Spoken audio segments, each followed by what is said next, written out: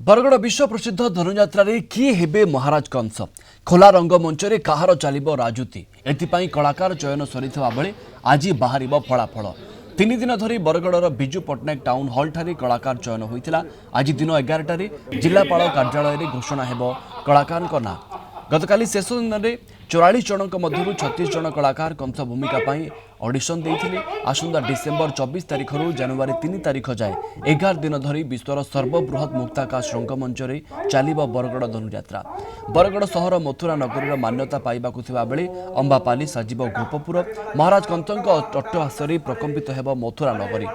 कृष्ण प्रेम विमोहित हेबे गोपपुरवासी। दर्शकों मनमुग्ध करने चलता कलाकार चयन प्रक्रिया सबु दिग को ध्यान दि जाए।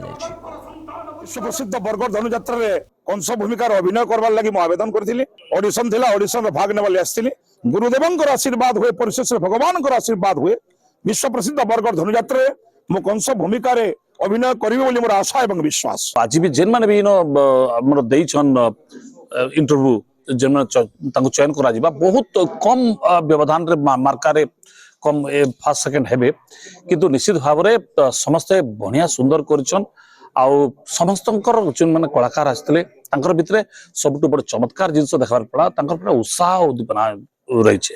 5 जन चयनकर्ता हमर विभिन्न जिल्ला रु आसीछंती। सेमानकर दिया जाइतबा मार्क टेबुलेशन करा जिवो एवं टेबुलेशन परे पूर्वाह्न 11 घंटा समय रे जिल्लापालंकर कार्यालय ठारे समस्त भूमिका पई कलाकार मानकर चयन घोषणा करा जिवो।